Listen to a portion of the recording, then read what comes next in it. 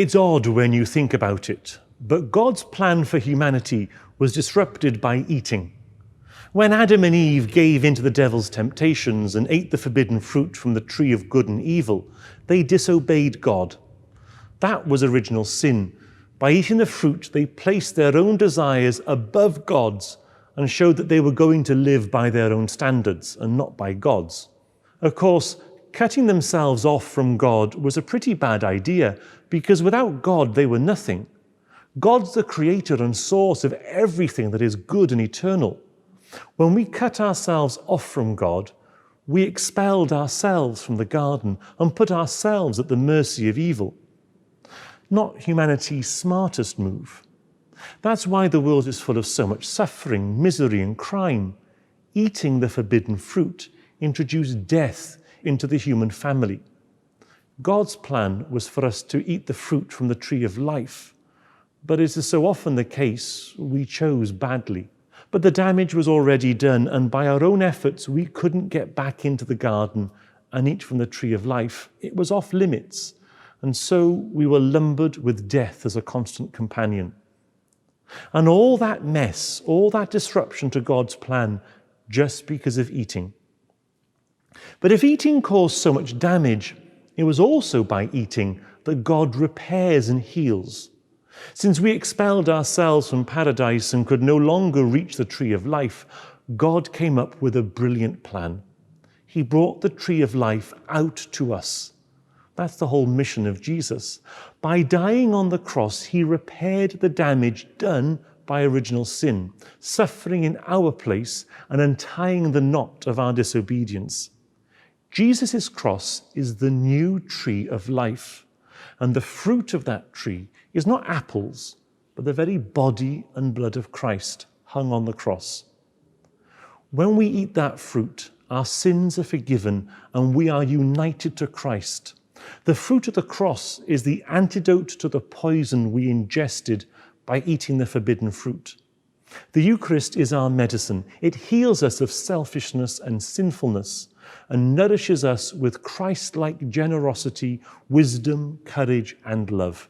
That's what we celebrate today with the Feast of Corpus Christi. The cross at Calvary has become the tree of life.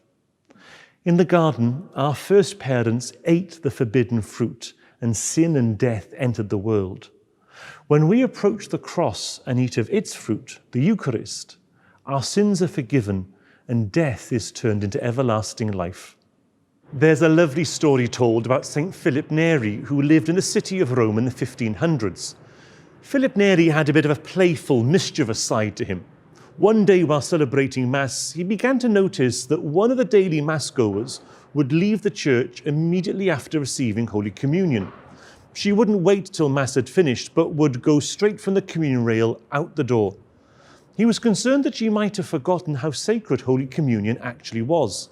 So the next day, he arranged for a few altar servers to be waiting by the door of the church. As normal, straight after receiving Holy Communion, she got up and went to leave the church.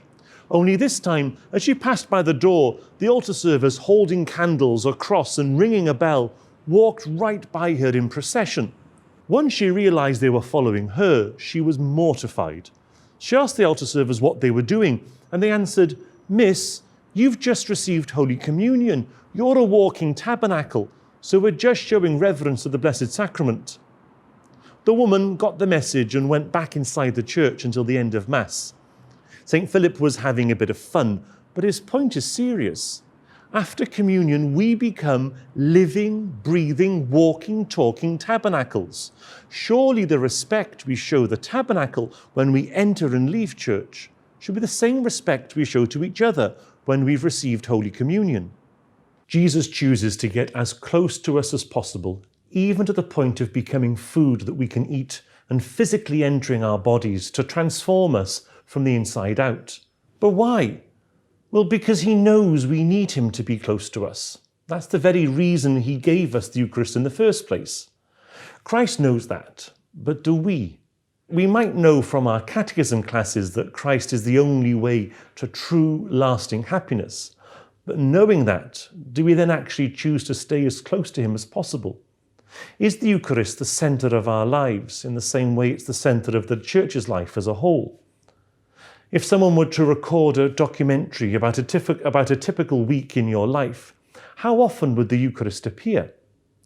Perhaps the problem is that most of the time the Eucharist is just there, quiet, humble, gentle. And if we're honest, our culture prefers things that are flashy, explosive and spectacular.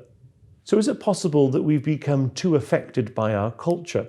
Is it possible that sometimes we let doubts and hesitations hold back our friendship with Christ?